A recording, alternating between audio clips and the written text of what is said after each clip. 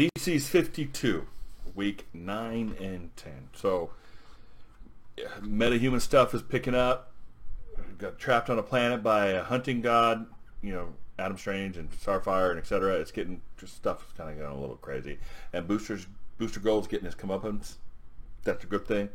Bad thing, different artist. All right, let's dive in.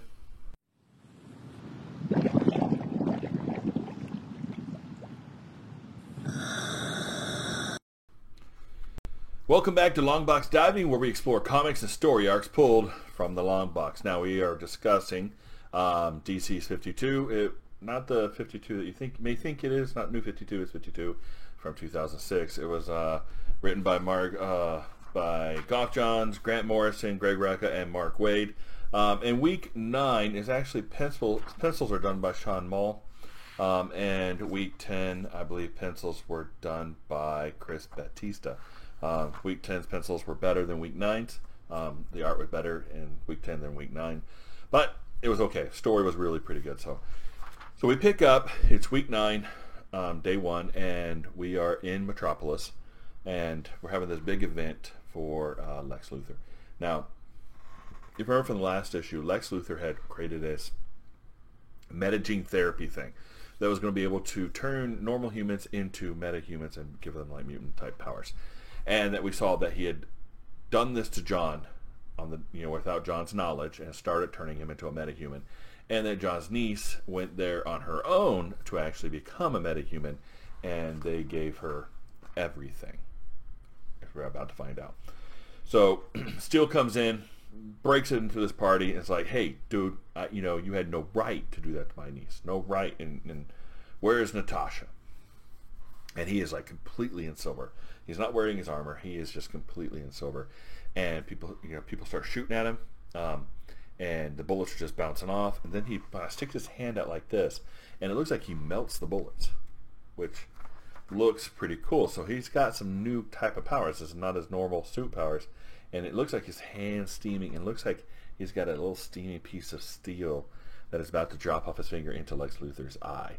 Now, don't mess with Steel's niece, okay, because he gets pissed.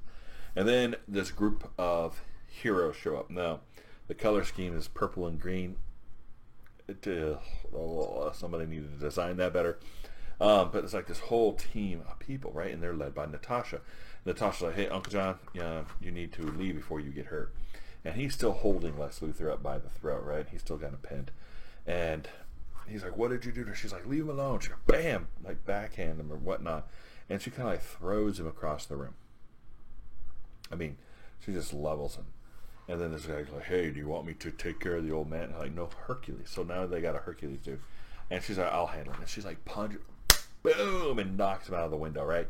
He goes plummeting down all these stories, hits a water hydrant, water starts shooting up around him. And he's like, then they start having this conversation. He's like, what are you doing? He's like, I wanted to be a superhero. But you aligned yourself with Lex Luthor. I mean, come on, it's Lex Luthor. He's a villain. And she's like, no, this it's none of your business, John. Uncle John, you need to stay out of this. He goes, this is between Lex Luthor and I. No, this is between me and Lex Luthor. It has nothing to do with you, Uncle John. And she like punches him again. He just like flies away. And he just kind of like shoots this ball of metal, right? Steamy metal, which that wasn't part of his superpower before, but apparently it is now with the metahuman thing he had been doing. So, boom, this whole ball of molten steel flies at her, hits her right in the chest, and she just kind of shrugs it off. She's like, imagine, Uncle John, if that actually hit somebody that didn't have superpowers. So apparently he's lost control, and whatever's going on with him is really starting to mess him up. And she's like, hey, you need to chill. So, she starts back and forth. He's like, it's you've lost your mind. I'm not confused. Natasha's like, I'm not confused. I know exactly what I want. I wanted this, and you're the one that's lost his mind. You're going crazy. And then she's like, punches him in the gut, right? And he's just like, he's made of steel, right? Or a layer of skin of steel, but she punches him in the gut and actually causes him to start bleeding out of his mouth. And then she's like, bam, right? And he flies out to the ocean. I don't know what her powers are now, but she's kicked butt. And we flip over to the island, right? And this thing that had captured them last issue is apparently the god of hunting. He calls himself the Devilance the Pursuer, right? So he's like the god of hunting or something like this, and he's got them trapped. So Animal Man is kind of talking to these bees. Firestorm, they're both tied up, and Adam Strange is in a cage, and they kind of trick the dude, right? So they come up with a plan. He goes, they flash a beam, and they show him this device, and he's looking at it, and Adam Strange clicks his button, and it causes a flash in the guy's eyes, and then Firestorm, shoots fire into his face, and then he does this electricity with the animal powers that he like lightning bugs or something like that. And he does some type of electrical powers, and he cuts the things, and she grabs the lance and she blasts the dude, whatnot.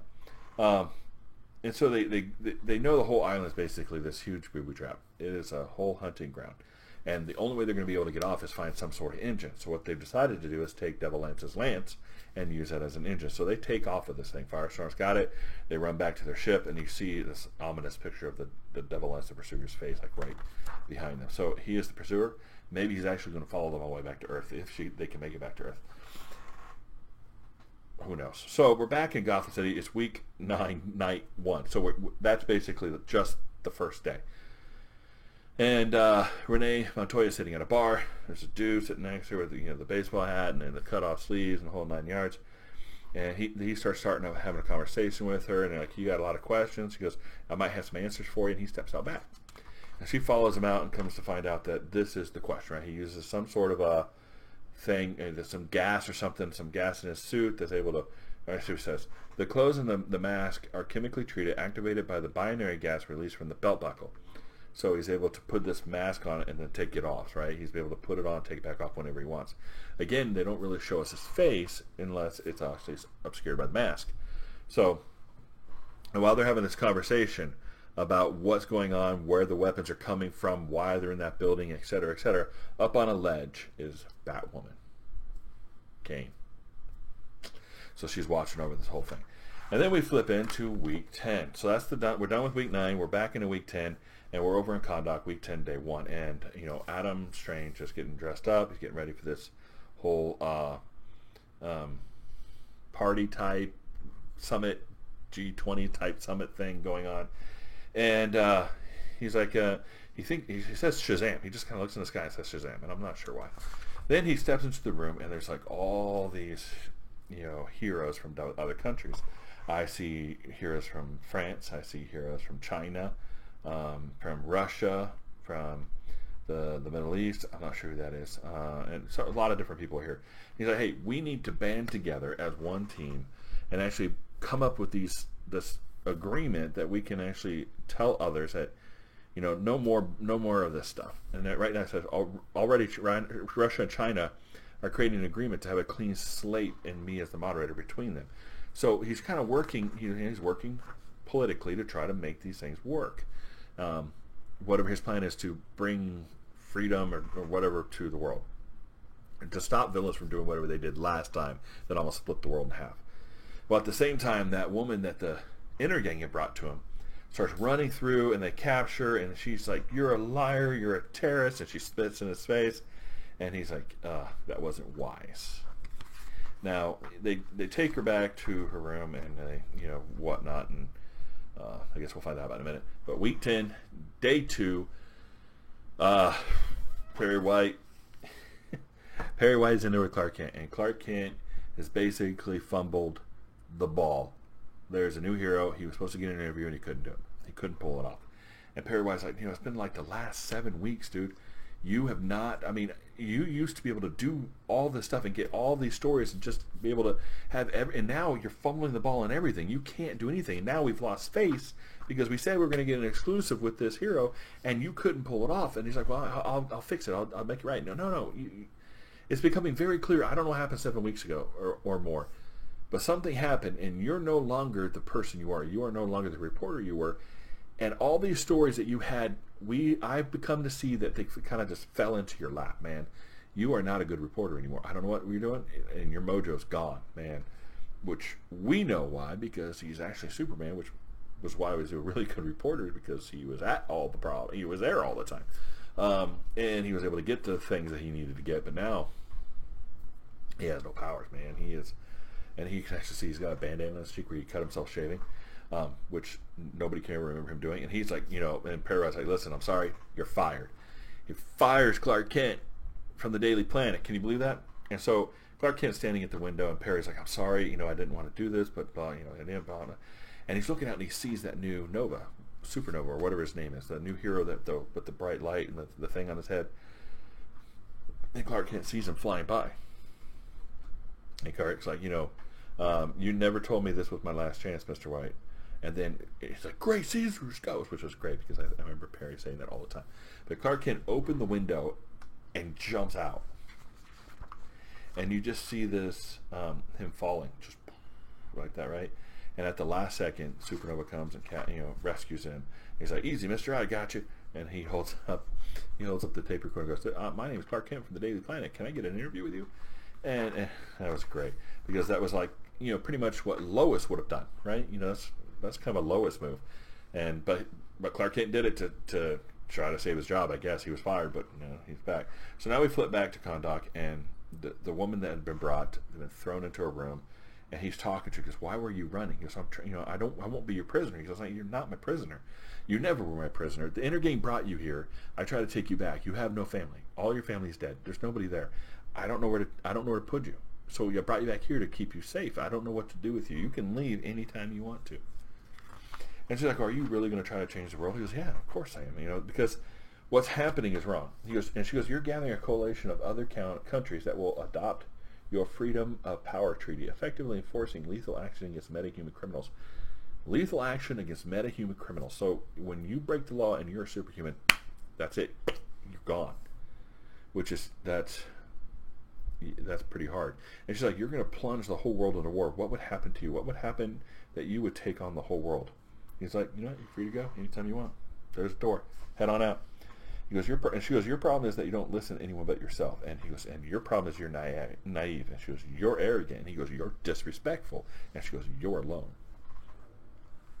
Yeah, right? And he's just standing there like, and she's right. Who's with Black Adam? He's alone. He tries to gather people around him, but everybody's just scared of him. So week 10, day 5, or day 3, apparently Lois has just come home and found out about Clark Kent's jumping out a window, and she throws his papers in his face like, "What is wrong with you?" And he's like, "I just did what you would have done." She's like, "Yeah," she can't really argue it, right? But what he did do was able to, get his job back with actually a pay raise. So that was good. We actually figure out, we hear a little bit about Wonder Woman and Flash, and Superman's like, well, they're safe. Wherever they are, they're safe. They're fine. Batman and Robin, they're traveling around helping to rebuild their skills, right? Why they have to rebuild their skills, I'm not sure yet. And then he goes to grab the pen, and she's like, "Oh, sweetie, that's hot." And he goes, "Oh, yeah, I forgot." So she's like, "It's never taken this long before to get your powers back." He's like, "It'll be fine. It's just taking longer than normal. It'll be fine. They will come back." So whatever's going on there, Superman is no longer Superman. Batman and Robin are traveling the world. Wonder Woman and Flash are somewhere doing something somewhere. And then we talk about this supernova, right? Now, supernova fired off an I-beam, and it didn't just move a chunk. It actually dissolved the pavement, right? And this armored vehicle falls into the hole. He's rescuing these people, right? But he literally disintegrated the asphalt. So they're talking about his power set. It's like a power set that's just crazy. He goes, but he definitely showed the terrorists that all-out terrain is not the same as no terrain. So, you can travel, you have an all-terrain vehicle, you can travel all-terrain, but when there's nothing underneath you, you're not going anywhere. Then you got the first real clear photo of him, and then every other time, he's always got this light thing around him, but nobody can really see what he looks like. And then he, saved a kid, and he seemed like he was really interested in children and helping people. So you got a good feeling about him, but they still don't know who this guy is. They don't know who he is or where he comes from. Week 10, day 4. Nobody, but Booth's like, "Who is the guy?" And Skeet's like, "I don't know. I've never even heard of this dude. He's not in the papers." So whatever's happening at the time really screwed Skeets up. They're basically on the same level playing field with everybody else, but all the contracts that Booster Gold had is basically being dissolved. They're gone. He is no longer being sponsored by anybody, and like his penthouse is being repossessed. Everything in there is being repossessed. He's got to move to a condo in the suburbs. He is out of money. He is just pissed because he's like, stop confusing me with this logic. There is nothing in the 25th database about supernova. Nothing, zero, nada. if only serve, but as we've seen, 21st century history is beginning to diverge more and more from what has been recorded. So something is definitely going on with time. And, Skeets, there's nothing he can do. There's nothing he knows. There's nothing he can help to manipulate that make Booster Gold rich, which is basically what Booster Gold wants, is to be rich.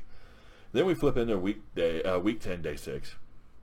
Magnus, Professor Magnus is talking to Dr. Morrow again, and they're talking about all these superheroes coming up, the below synthetic superheroes, all these Lex Luthor doing this whole gene therapy thing that they've got going on, and so he goes, what, I'm glad you're my friend. You're my only friend. We're the only guys that can talk to each other. He goes, but look at this. Look what I found. This was inside a broken jar. He'd been treating with radiation, and it seems to be a cocoon of some kind. Now remember, back in a couple episodes, we talked about this, like this glass jar out in the middle of this old laboratory, and like this cocoon thing in there. Well, he holds up this cocoon thing, and it looks like a cocoon in a little baggie, and whatever it was, man, it's hatched now, and he's got it. It's like, I don't know what this is supposed to be there, but it's hatched. So whatever that thing was in that cocoon is now out in the world. Yeah, I have no idea. So that's week 9 and week 10, and man, it's been fantastic. The story is kind of, the art in book 10 is better than art in 9. The writing is still great. It's good stories, good mystery. Something's going on. People's powers are going crazy. Things are changing. And Booster Gold's getting what's coming to him because the guy's kind of a jerk written in this. I know maybe he's a better hero in other stories. I haven't read a lot about Booster Gold, but in here he just, yeah. So, good story so far, and we'll pick it up next time. So if you enjoyed this review, please like and subscribe, and we'll see you next time here in the Long Box.